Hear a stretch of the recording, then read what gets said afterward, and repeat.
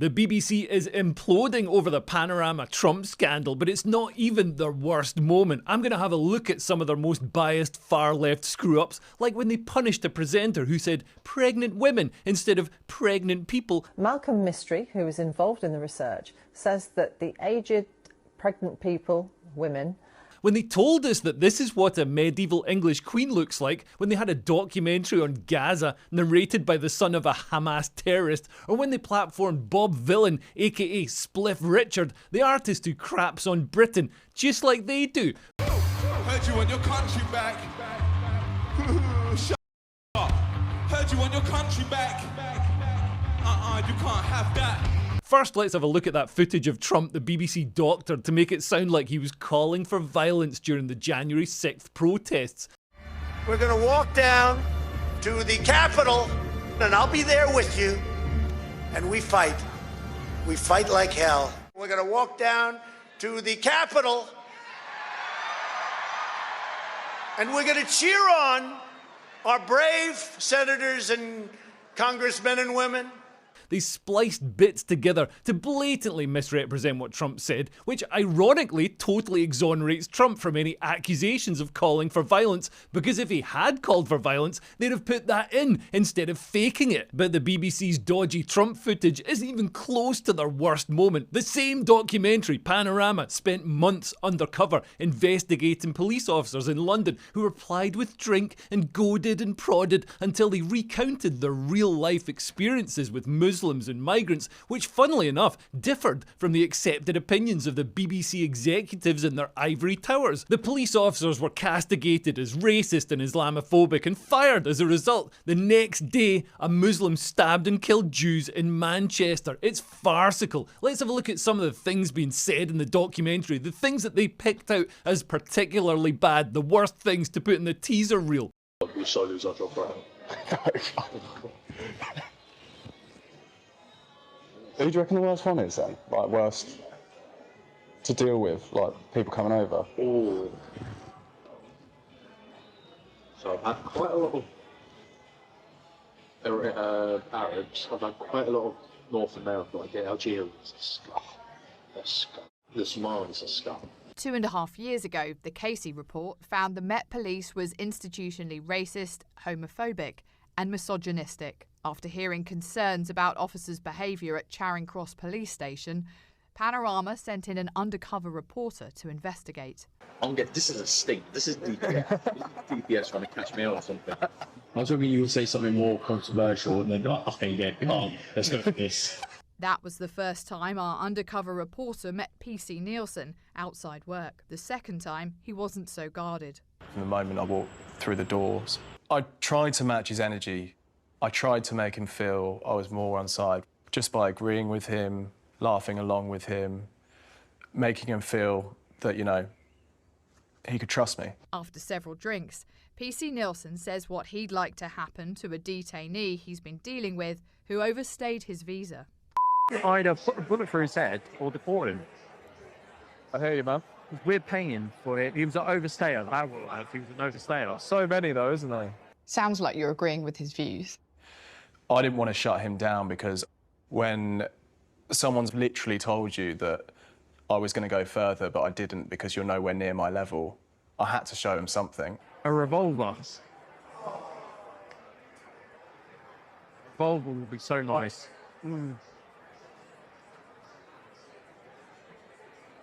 Straight to the head? Oh, gotcha. And the ones that rape women, you do them cock and let them bleed out. Extraordinary.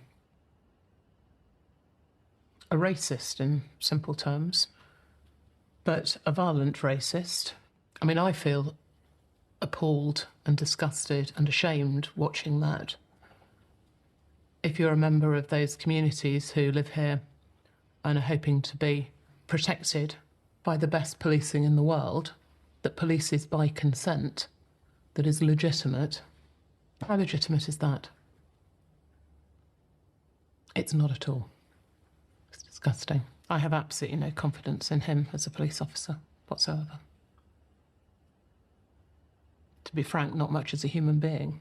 Panorama wrote to Met Commissioner Sir Mark Rowley detailing our evidence. He told Panorama the behaviour in this programme is disgraceful and the Met has taken immediate and unprecedented action. 8 officers and 1 staff member have been suspended and another 2 officers removed from frontline duties. He says the Met has dismantled the custody team at Charing Cross, made changes to local leadership and is looking more broadly at other Met detention teams. Oh please, this is the evil racism the BBC managed to coax and prod out of a police officer over 7 months of secret filming and leading questions. I'd be more worried if our police officers were walking around with opinions like vicars' wives. This man is clearly informed by his experiences. Of course he's biased against certain nationalities. They have different cultures, values and behaviours, and because the government brings them here as a police officer, he has to deal with the worst of them. The leftist BBC's blank slatism, this idea of the universal human who's exactly the same no matter where he's from, is obviously nonsense. Not all cultures are the same and not all are equally enjoyable to police. If any Mogadishuans find this offensive, and they don't by the way, then they may prefer to live in Mogadishu. If any pearl-clutching BBC leftists are still pretending to be offended, then may I suggest that they join the police and see how long their high-minded ideals last in the real world? I've heard worse stuff than this working with a bunch of women in a shop. I'll wait patiently for the Panorama BBC expose into attitudes towards native Brits and the Labour Party and the BBC, because I bet they say much worse stuff. The BBC also doctored the reporting to hide facts about crimes that don't match with their woke ideology. Look how the BBC edited an article to remove the fact that this paedophile was a drag queen and a pride event organiser. The first version of this article mentioned that he's a drag queen and an organiser of the first ever gay pride event for Welshpool. These facts were edited out of subsequent versions of the article. The BBC is just hiding the fact that there's an overrepresentation of nonces in people who are obviously nonces because it doesn't want that to be true. And remember when a transgender male shot up a school in Minneapolis and said he wanted to kill Donald Trump? Do you think the BBC mentioned the alarming overrepresentation of transgender people in school shootings? Or do you think they reflected on how the dogma of victimhood and gender ideology that encourages them to see themselves as constantly under attack just because some people don't want biological males in women's spaces is actually very dangerous because it encourages, this victimhood complex encourages violent revenge against society? No, the BBC just pretended that the transgender, Trump-hating school shooter was far right. Even by the standards we've very sadly grown used to, the video apparently recorded by the assailant behind the latest school shooting in Minneapolis was utterly chilling. 2 children were killed, one aged 10, one aged 8, and many more injured. The assailant appears to have been attracted to far-right ideology, including apparent signs of racism and anti-Semitism. Rohit and Robert will explain. Also on News at 10 tonight. Nigel Farage flip-flops. This is unbelievable. The BBC even tried to completely bury the fact that the shooter was transgender. When I was reading the article, I had to scroll for days before there was even a mention that he's a transoid. I went past detailed notebook analysis, past reports that he had no previous mental health issues. Yeah, I mean, apart from being transgender, I think wanting to cut your own penis off is a bit of a mental health issue, you disingenuous fannies. And then finally, you get down to the she/hierophant in the room. It's another transgender school shooting, and the BBC ran a puff piece, no pun intended, on a transgender rugby player who plays with a smile on they-them's face. Oh, that's nice. The headline slightly glosses over the fact that they-them folded a female opponent like a deck chair. Here's a quote from the article. "I do feel guilty, but what can you do?" she says. "I don't go out to hurt anybody, I just want to play rugby." Yeah, you want to play rugby against girls. This man was included in the BBC's 2024 list of 100 inspiring women. So inspiring, so women. The BBC also thought it was newsworthy to say that transgender milk, i.e. milk from women like me, is just as good for babies as normal milk from an actual woman. Now, transgender woman's milk is just as good for babies as breast milk. That's according to a letter from the medical director at University Hospital Sussex NHS Foundation Trust.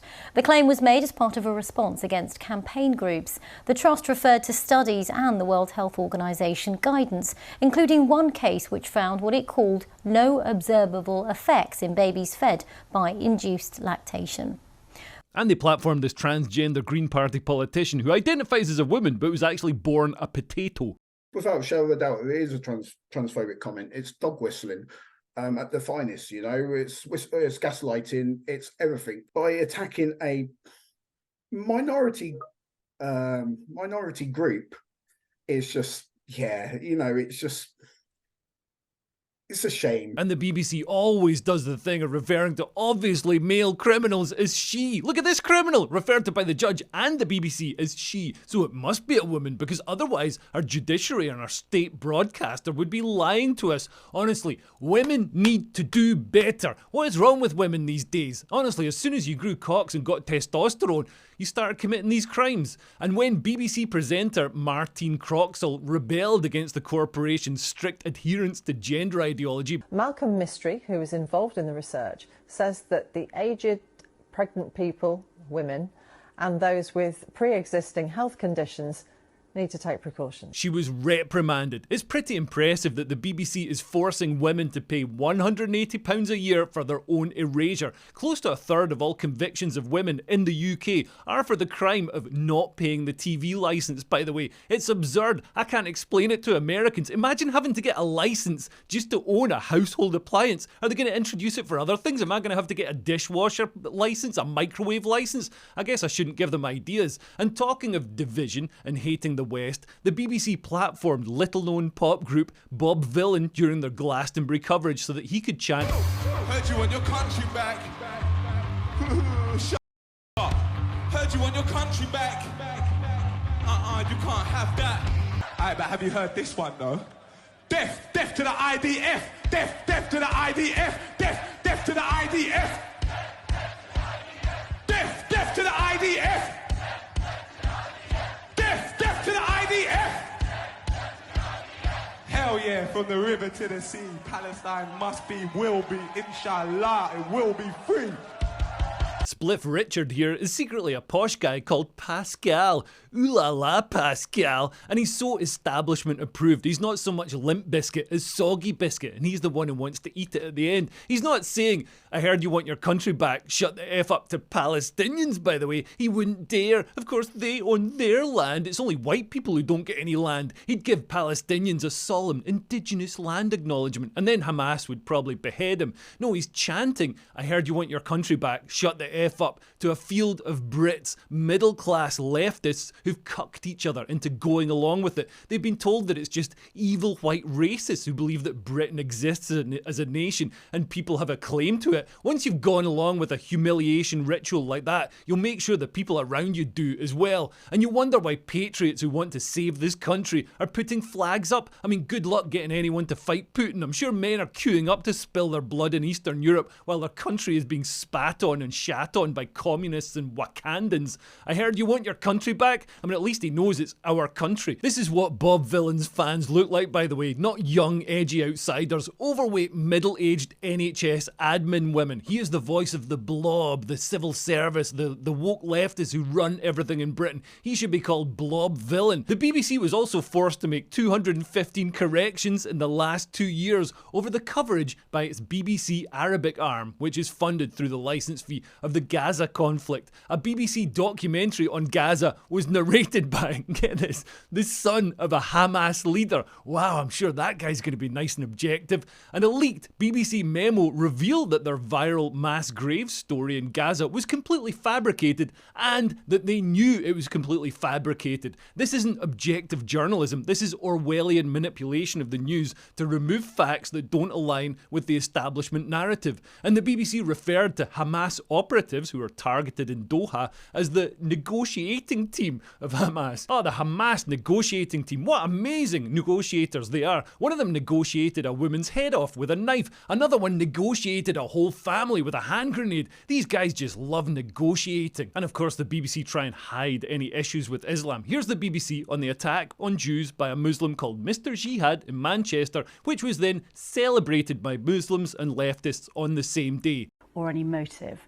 But it's clear, as you said, that many communities have felt vulnerable. Yeah, I mean, the Jewish community has felt vulnerable since before the October the 7th attacks 2 years ago. They did feel that there was a rising tension, and it was coming from two directions. It was coming from people who had a political mindset linked to what was going on in the Middle East, but also from the far right, which hasn't completely gone away in terms of the Jewish community. Some of the neo-Nazi groups that we've investigated over the years have clearly still had a deeply anti-Semitic mindset and a violently anti-Semitic mindset as well. But clearly, Israel's response to what happened on October the 7th and what's happened in Gaza has hugely raised the temperature on issues around the Jewish community everywhere in the world, but including in the UK. So a Muslim called Mr. Jihad attacked Jews, but according to the BBC, the real threat is the far right, and he can't even say the word Muslim. He has to describe them as people with a political mindset linked to what's going on in the Middle East. Can you think of a snappier title than people with a political mindset linked to what's going on in the Middle East? And of course it's the BBC, so it's Israel's fault. What an absolute clown show the BBC is. I'm someone the BBC would describe as far right, and at our rallies we all stand with Israel. The Israel flag flies next to the Union Jack. We all know why the attack in Manchester happened. Saying Welsh choir boy and far-right thuggery just doesn't work anymore, but they keep on doing it. Here's the BBC insisting with a straight face that we don't yet know the motive for yesterday's attack by Mr. Jihad. Oh, they can't possibly let through any fact that would damage the ideology that diversity equals strength. A BBC reporter also described the Southport protesters as far right. There's a constant refrain on the left that these protesters were bussed in from outside. This was debunked. I mean, studies showed that the vast majority of protesters were locals. And also, when did it become illegal for people to travel to protest? You see left-wing people travelling a long way to do protests and having their protest organised by left-wing groups such as Stand Up for Noncism, and nobody has a go at them. And the BBC constantly engages in really clunky social engineering. They use storytelling, framing and gatekeeping to nudge public attitudes towards elite-approved opinions while giving the impression of neutral reporting. There's a constant stream of historical revisionism telling us that Eleanor of Aquitaine, a former Queen of England, was a big fat sassy black woman, that Britain has always been a largely sub-Saharan African country, that the Taliban built Stonehenge, that the dinosaurs wore do-rags and invented hip-hop. As protests against migrants and Muslim grooming gangs ramped up around the country, the BBC ran multiple stories that are clearly clunky government propaganda to make us see Muslim men as the poor innocent victims of terrifying white 12-year-old girls. Mohammed Usman, owner of the mobile phone store in Shirley near Southampton, is filming her on his own phone, and her juvenile bravado is in full flow. Touch me and I'll get you done for assault, she warns him. The subtext is clear. All those grooming gang victims are violent lying slags. It's getting worse, day by day, Mohammed later tells us from behind his till. His voice cracks, clearly worn down by months of abuse. Blimey, this really puts the grooming gang scandal into perspective. Here's another I'm sad because racism story pumped out to manufacture justification for the suppression of any nativist sentiment in Britain's native population until we're burnt in a cage by Corbyn's Islamic communist caliphate for the crime of white privilege. A woman says she is shaken and heartbroken after being racially abused by 4 children while travelling on the Elizabeth line. Sophia Chowdhury said she was repeatedly called the P word on the 7th of September on a journey from Paddington to Maidenhead. The entrepreneur said she hadn't heard the term directed at her for 25 years. Miss Chowdhury said that after calling the police, she activated the passenger alarm to try and stop the youngsters from fleeing. She said, I was shocked and angry about the children's reaction, but the adults' reactions are what broke me and brought me to tears. In some areas of the country, St George flags and Union Jacks have been raised on lampposts and painted on roundabouts, which Miss Chowdhury said made her feel uneasy. As soon as those flags went up, something changed in the wind. Something didn't feel right. Now look, obviously I don't think it's right that she was called a nasty word. It's not nice, and she's clearly actually an example of good immigration because she's an attractive woman. That's literally all we want. When people say, oh, you're anti-immigration, that means you must be racist. It's like, no, we're actually sexist. If this was all like hot Somalian babes coming across the channel, we'd be all in favour of it. And then the women would be probably protesting outside the migrant centres. But a couple of things. I get that train line all the time, and I defy you to find me 4 white people in one carriage. I have a feeling that this one isn't down to caucasity. Also, she pulled the passenger alarm because somebody called her a word. I mean, I'd be raging as well if I was a fellow passenger and someone delayed my train home because they got called a word. Trains in Britain already don't go if there's the wrong kind of leaves on on the track. Now we've got to worry about the wrong kind of words on the track. And she says she hadn't experienced racism in 25 years. Well, what's changed in that time? People would maybe be a lot less racist if there weren't grooming gangs and there weren't open borders and we weren't seeing thousands of illegal migrants entering the country every day. Maybe for the sake of reducing racism and for the sake of saving the people that are already here, we should do those things. And this story is blatantly being signal boosted to condemn the Raising the Colours movement as racist and divisive. Honestly, if people are in England and they find the English flag divisive, they should find a country with a flag that they feel comfortable with and go and live there. And how did photos like this get past BBC Verify? The BBC reported on a campaign to get people to use headphones in public transport instead of blaring out of their speakers on their phone. I don't know if any of you have ever been on public transport in Britain and see what sort of people use their phones on loudspeaker, but they don't look like this. Still, it's good to see that white people are still allowed in some adverts as top brass heads roll. The BBC is being defended by lefties. Ava Santina says it's okay to doctor footage. A left-wing journalist says it's okay to fake the truth if you're trying to make a point. Yes, Ava, I believe you when you say that. And The Guardian, another node on the Borg, rushed to the BBC's defence. The BBC is facing a coordinated, politically motivated attack. Oh, are coordinated, politically motivated attacks bad now? The Guardian. And what now for the BBC? Well, Tim Davie was actually a rare Conservative voice in BBC management. Under Labour, he'll undoubtedly be replaced by a super lefty. So I don't expect things to get better anytime soon. Unless, and this is a long shot, they give me the job of running the BBC. I'm at a loose end since Headliner's finished. To give the taxpayer more value for money, I'm even willing to do it for 20 quid less than Tim Davie was. And if Tim Davie needs money now, he could try mass mailing people with letters threatening to send bailiffs round if they don't give him 180 quid. It's perfectly legal, apparently. And listen, the BBC licence fee is 180 quid a year, so why don't you cancel it today and save yourselves 180 quid, and with that money you can sign up to my Patreon. It's much, much worse than the BBC, but it is a growing community of big ball chads and ultra-based Stacies, and I promise to never, ever, ever try to turn your kids transgender or subjugate your culture or pretend that Britain is a province of the Horn of Africa. I've got a live stream this week and I'm going to do a stand-up show over live stream next week to run through the material that I'm going to be doing